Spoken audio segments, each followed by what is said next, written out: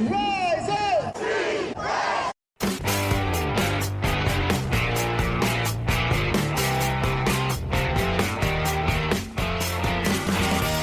This is the Rise Up See Red podcast, all about the Arizona Cardinals and the NFL, featuring insider and outsider perspectives. Enjoy the best hour of Cardinals talk on the web. Now here are your hosts, Jess Root and Seth Cox.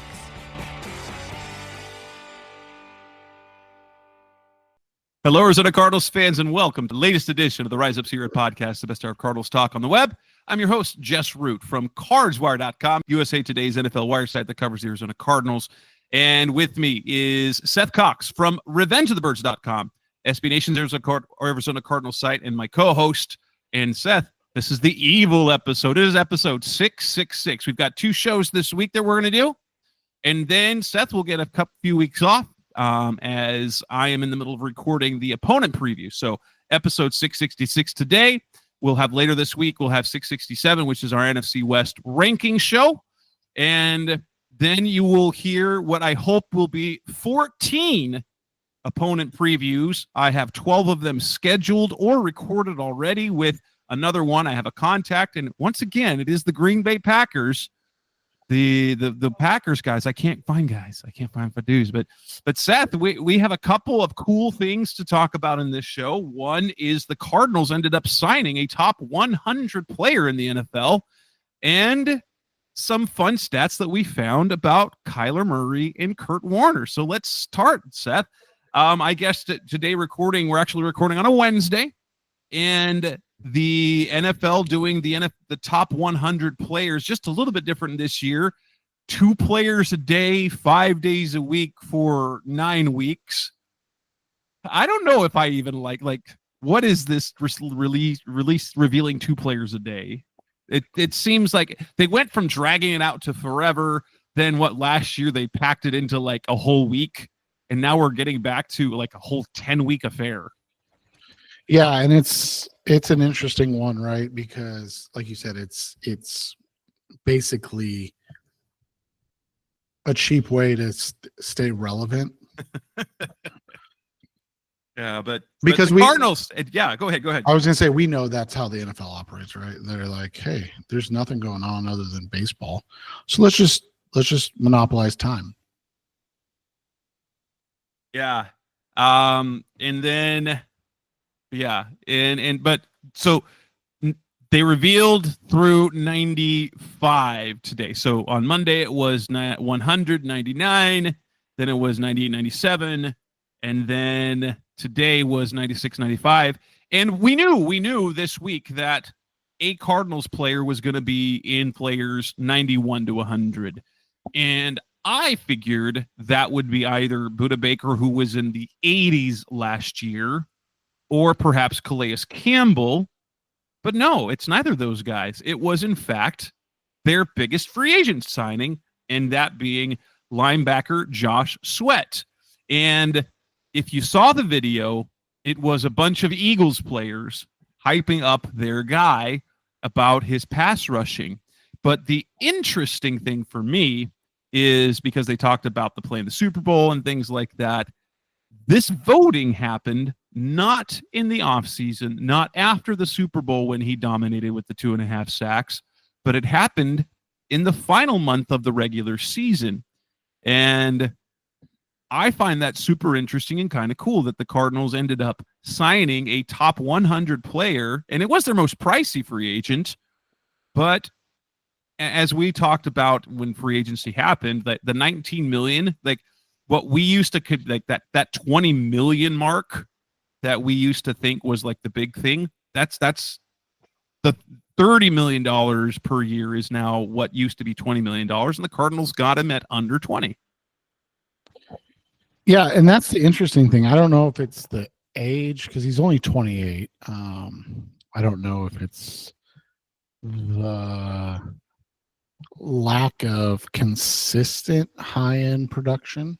I don't know the reason, but they were able to get him at such a, what seems a discounted rate. And I mean, this is a guy that's played in almost every game since 2021. And even going back to 19. I mean, 16 games, 14 games in 2020. Jess and I would have to really investigate why that was. And then 16 or more games every season after that. And he's been fairly consistent in those seasons, right? I mean, 2022 has the 11 sacks, his career high, but he's averaged, basically 7.5 to 8 sacks a season since 2020 when he started to get more time. Again, it's if it doesn't work out for any reason, it wasn't a swing and a miss in the sense of like, oh my gosh, you paid this dude astronomical numbers, and it would just be unless it's like a Jordan Phillips situation where he's never on the field, or like right. Justin Jones, Bilal Nichols. Everyone hates those contracts because those guys that hadn't missed a game in 3 years missed most of the season. Now they're like, right. them. Yeah, exactly. So, it'll be interesting to see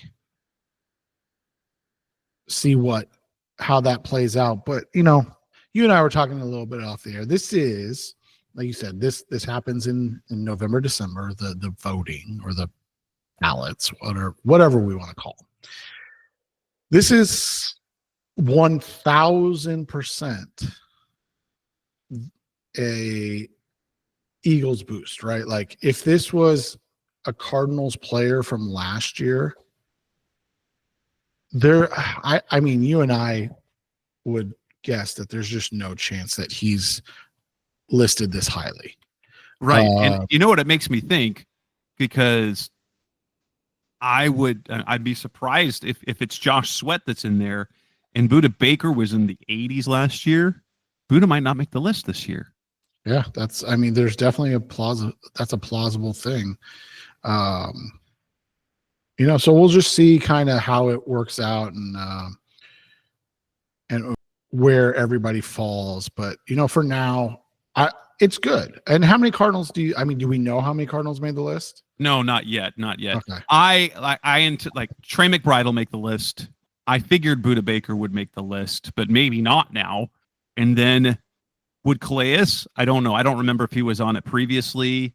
And would James Conner? I don't know, but he's had 2 straight 1,000-yard seasons. That might get him on. But I was expecting Baker and definitely McBride. After that, it was, we'll see. But that, that's 100% right. Like when the players are putting these ballots together, I think the way they do it, isn't it, that they're giving these ballots and they write down their top 20. Everyone writes their top 20 is how that goes. And that was the time of year when the Eagles were just rolling. They were just rolling through everyone, and probably teams around the NFL, they're looking at, okay, Saquon, and then that defense. Well, who's the leader of that defense? It was Sweat. And so that's probably how he got that. But it is, that I think that's a really cool thing to see a guy, and it kind of doesn't it for the questions that we had about signing a guy like Sweat, who isn't like your premier pass rusher. For me, it sort of confirmed to me and alleviated kind of the questions, because he does have that sort of cachet of respect throughout the NFL, and that deal was one that people 100% believed he deserved. I don't think there's a person in the NFL that's going, he got overpaid. Yeah, and that's what the question becomes, is like, does that cachet extend to a guy like you said, like a Calais Campbell, right? Like that's so respected, been around the league for so long. Will he and was one of the most dominant run defenders in the NFL last season? Will that, or is he kind of a little too long in the tooth, and there's other guys? So that would be the interesting thing for him. But we'll see who else shows up. But I thought that was interesting to see Sweat there already, and kind of buoys the idea of like, that was a really nice signing. It was. Coming up next on the Rise of Red podcast, Best of Cardinals Talk. Let's talk about this one other thing that we found. Seth showed it to me. I dove into it, found some more stuff about Kyler Murray, some really fun statistical things. That's coming up next on Rise Up See Red. We're back on the Rise Up See Red podcast, the best hour of Cardinals talk on the web. This is some fun stuff. Seth found on Twitter and sent it to me, and it was a graphic that someone had done. Honestly, it had nothing to do with Kurt Warner. It was all about Tom Brady.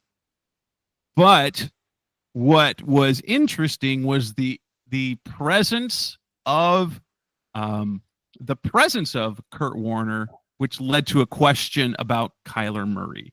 So what Seth found by some dude on Twitter, TB something, I don't remember. But the impressive thing, it was a career wins and winning percentage after their team trailed by at least 9 points or more than one score at any point in the second half of the game. And what was impressive in Tom Brady's career, 94 times. Now, this is, you'll see that's a lot, but that's not even the most. So Tom Brady in his illustrious NFL career, in that regular season and postseason, trailed by 2 or more scores at some point in the second half, 94 times. He had 29 wins in those for essentially a 31% win percentage, which is absurd. He's the highest. Patrick Mahomes comes in right after him at 23 such games, 7 wins. Peyton Manning, 82, 21 wins. Then there's a whole bunch of guys, like you could even Jake Plummer. And this is for guys that the list includes only quarterbacks who have at least 100 career starts. And so you get guys like Chris Chandler and Drew Bledsoe and Steve McNair. Matt Hasselbeck makes the list. Mark Brunell, guys you haven't heard of, for Trent Dilford. But was incredibly interesting was the last name on the list. And it's something that Seth and I talked about, not on the air, but off the air. And not to disparage him, but just an interesting note about Cardinals great Kurt Warner. Cardinals legend Kurt Warner, Hall of Famer Kurt Warner. In his career, he had 116 career starts in the regular season plus in the playoffs. There's more in the playoffs. He had 40 games in which his teams, whether it was the Cardinals, Rams, or Giants, trailed by multiple scores in the second half of those games.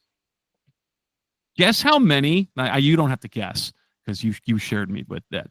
But how many times would you have expected Warner to have led his team to a win? I would have expected multiple. It's 0. He never brought a team back from down more than a score in the second half of any game in his career. That's crazy. That doesn't mean bad quarterback, but it does. So it means one of two things. One, to me, only 40 times, so 1/3 of his games, he was down by multiple scores in the second half. That's not that many. But 2, and something no one talked about, Warner's 100% a front-running quarterback. Like, there were times we saw him when he was behind, things would go sideways. Yeah, and it's one of those things that you look at, and you and I kind of talked about it, right? One, as you said, he was a guy that was able to lead his team well and things of that nature. And you look at, his overall stats, right? Like in St. Louis, and this is what's kind of funny about Warner to me. I don't know how you view this, and everything, but is most of the like high end from Warner were those first 3 years, right? 13-3, 8-3, 14-2. So those seasons were fantastic. And then after that, he had one season where we could say in the regular season, he was had a great regular season or was really, really good in the regular season. And that was in 2009 when he went 10-5, right? But you look at the rest of those, you've got, 0-6, 0-1 with the Rams, goes to the Giants, is 5-4 before he gets replaced by Eli. So again, not that he was bad, but not that he was good. And then with the Cardinals, 1-4, 2-8, 1-4. Yeah, sorry, I missed the 2-8 one. Yeah, 2-8, 1-4, 5-6, 9-7. Like, it wasn't like they were, again, they weren't teams that were winning at a high clip. And so you go back and you kind of pause it, right? Like, you go, all right, well, on good teams, which we can undoubtedly say about the greatest show on turf. Fantastic, fantastic football team. Warner was an elite player. On average to below average teams, Warner was fine. Probably, average. But he wasn't a guy that consistently lifted those teams out of the doldrums. And people say, well, what about the Cardinals, right? But you look at that Super Bowl team, and if anything, and you and I were kind of talking about this off the air, during the regular season, they kind of underperformed, right? Like they had. Well, they were known. Remember, Chris Collinsworth called them the worst playoff team in league history and NFL history, and that was after they got their November through December. They had three absolutely embarrassing losses in 2008. They got killed on, I believe it was wasn't it a Thursday night? It was a Thanksgiving night football game. 48-20, just destroyed by the Eagles. 2 weeks later, 35-14 at home to the Vikings. And then the famous snow game in New England where they got killed 47-7. And then they wrapped things up with beating Seattle the last week, making the playoffs, and then the rest is history. And they caught, but that wasn't. They got hot, and they were good offensively most of the time. Like, he threw 30 touchdown passes. They had Edger and James and Tim Hightower running the ball well, but they didn't have a great defense. If that was a team like Kurt Warner by himself. Didn't he's an elite quarterback. He was an elite quarterback, but he wasn't one to rally teams back. His strength was from the start of the game being good, getting you points, getting a lead, and then continuing to maintain that lead. And that's not a knock on him, but it takes a special type of quarterback to be able to rally from behind, right? Tom Brady managed to do all of it well. So he won, but then if his team was he was able to take a really bad situation and turn it into wins as he had so many of those in his career, which made and they came from a guy that was all about Tom Brady. So 29, which are the most such wins of any quarterback dating back to 1994, because that's as far as you could track that. And also the highest percentage of wins. Also impressive is the fact in Patrick Mahomes' career, he's right behind him. 7 wins in 23 games. So he's another one of those elite guys that if things were going badly, he can bring them back. Which brings us to the second part, because when we saw, Kurt Warner had 0. I wonder about Kyler Murray. I did the numbers. Kyler Murray has 82 career regular season starts for 83, including the postseason.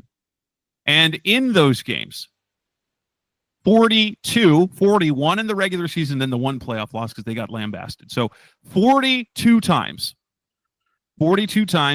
he has the Cardinals have trailed by more than one score in the second half of a game.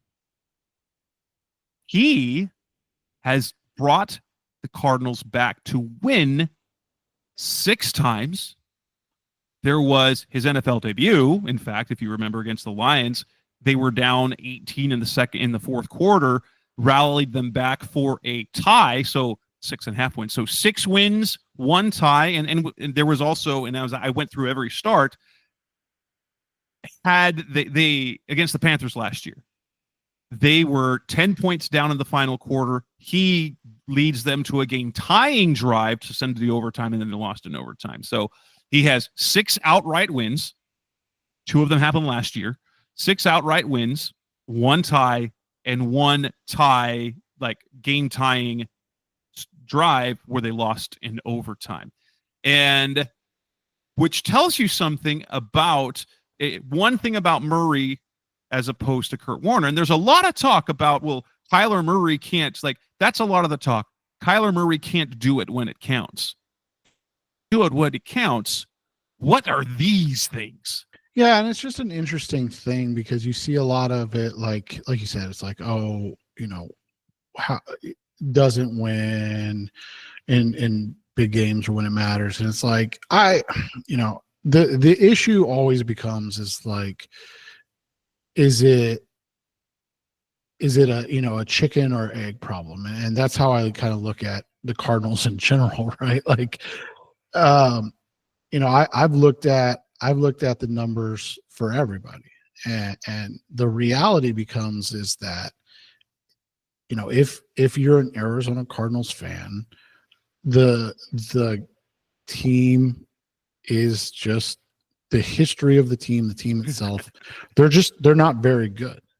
And it's okay to say that. Like, it doesn't make you a bad fan. It's just a realistic take on the situation. And so, that's how it works. And so for the Cardinals and their fans to look at it and go, well, yeah, but Kurt Warner didn't put them in that position. It's like, did Kurt Warner not, or did the team not get in those positions when Kurt, like, again, is it a thing where, it took until they had a great draft. They had a great draft with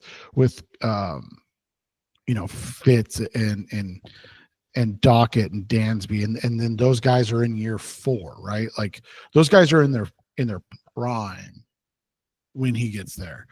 And that you look at that 2008 Cardinals team, right, and that draft, and they have Dominic Rodgers-Cromartie and Calais Campbell, and Dominic Rodgers-Cromartie has a Herculean season as a rookie. And you just kind of look at all of that and you go, okay, man, like those teams were really good. I mean, we're talking about obviously Fitz and Anquan Bolden, but then you add in the fact that, like you said, they had Steve Breston, who went for 1,000 yards, and they had Edgerrin James and Tim Hightower, and all of that kind of playing into the season and what those guys did. And it's just, it's interesting to debate, because that's kind of what this leads to, right? Is like, well, and I don't think you and I would ever posit that Kyler Murray is better than Kurt Warner. I don't think that's this conversation is. But what this conversation kind of leads to for us is like, there's a lot of negativity about Kyler and he fades down the stretch. And it's like, yeah, those are definitely things that have to improve. There's no doubt about that. But at the same time, it's like, when have they, outside of 2021 that was devastated by injury, when have they ever had a team like 2008 and 2009? Right. Well, and that's the thing. Here's the thing. Kyler, they didn't do that once in 2021. But you know why? They were good. And like, with that 9-1 start, one of the things that we noted, like, that year, what was special about that year is that the offense was good, but the defense which was like we thought maybe could be league average, was playing like a top 10 unit for the first half of the season. And to do that, look at when Kyler Murray's play was at an MVP level. It's when not only was the offense effective, but the defense was very good, which meant that Kyler didn't have to play hero ball. You talked about it on this show months ago. When Kyler has a turnover, the Cardinals are cooked, basically, compared to other good teams. Like Jared Goff last year threw 5 interceptions in a game and the Lions won. If Kyler has anything other than a Herculean game, it feels like if he's not playing at an MVP level, they can't win. And that's not fair to put on a quarterback. It's good to have a quarterback who can do that. And by all means, he's getting paid a lot of money, so you can put the pressure on him. So he needs to play more consistently. But it's hard to never make a mistake when the defense doesn't get off the field, doesn't get quarterback sacks, and doesn't take the ball away. And so he's playing from a deficit often, and then is forced to make throws that are risky. And that's what we saw in those final 7 games is, he threw 8 interceptions in those 7 games. Most of those were either bad luck or he had to do something because that was the situation. They were have tos, and what else were they going to do? And it just happened to be that they get turned over. So it's going to be really interesting because this year, I think this year has the potential. It's set up for Kyler to be 2021 like they loaded up that defense.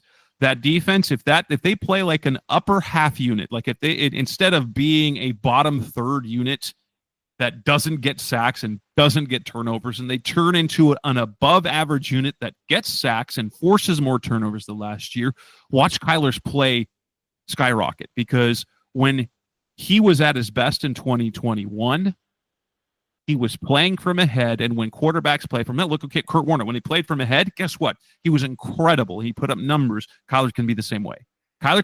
He's a guy who can play Superman in the second half of games and off time, and he's done it a few times. But I'm excited about this year because I think the roster is constructed where they could, I'm not saying they will, but they could put together a year like 2021 in terms of playing well on both sides of the ball.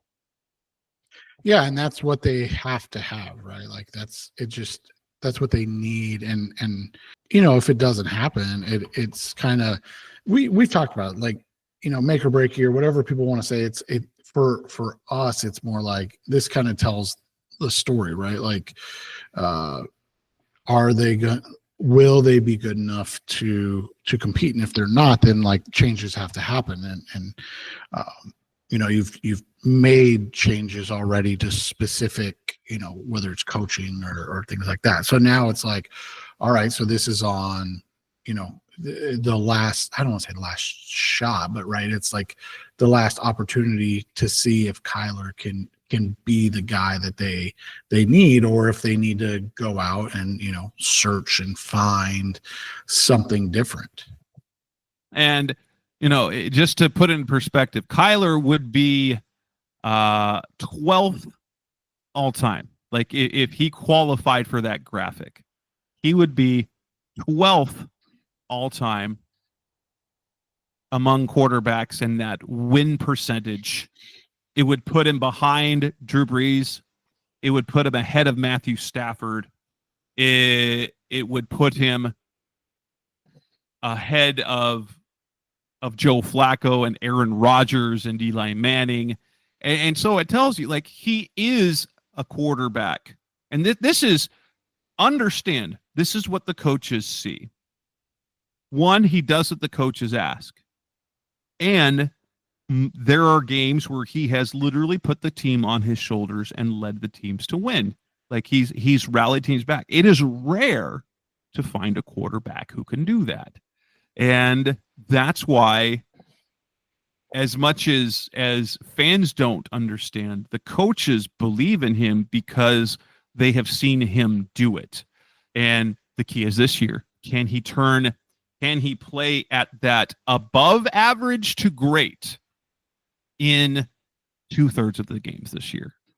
Right, because no quarterback. I mean, typically when they do have a full season of that, right? It's a MVP season, right? And we've talked about it. And again, like I think people misconstrue when you say like, oh well, even Patrick Mahomes' numbers are down, things like that. They're like, well, he's not. No. We're not saying that. What we're saying is, that consistency is tough for any quarterback to have year in and year out. And that's why you see guys fluctuate like we have so much. Now the question becomes, will they be able to, like you said, it has to be this year where they're able to consistently play at a high level, and it has to be for 12 plus games. But the other thing is, and that's what, you kind of intimated, right? Like, are they going to be able to, if, when he has a poor game, will they be able to survive that? Or are they just locked into like, well, if Kyler plays bad, we're basically effed, right? Like there's nothing we can do about it. And it's like, well, no, that shouldn't be how things work for teams, right? Like that should never be how a team functions, because if you're so reliant on the quarterback, and it genuinely does not matter at what level, right?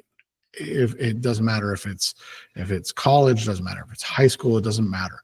If you're genuinely so reliant on the quarterback being the best player on the field, then inevitably you're going to have a bad game. And so the question becomes, how does the team deal with that, and are they able to overcome that? And like we said, so far the answer is no, they can't. No. Also, the other thing I took away from that is he has more to-score second-half deficits in 2/3 of the games than Kurt Warner. So in 82, 83 starts, he has 42 such games. Kurt Warner in 116 career start, and I guess if you can count the postseasons, 116. I think he had 116 starts. Yes, 116 plus another 13 in the postseason. So I guess 126 starts, 40. So in 50% more games than Murray, he has fewer to-score deficits. That's not so much on the quarter. That's not so much a quarterback stat as it is a team stat. And Kyler has had some bad teams. And I'm not going to, like I say, I don't know if he's like, do I believe in Kyler Murray? Yes, I am a big Kyler Murray fan. I think that he is at worst a league average quarterback, and in the right situation. If he went somewhere, like if he leaves the Cardinals next year and he goes to a team that's built well, you're going to see high level play. And that's what they got this year. If they've done it, this is the year that can happen.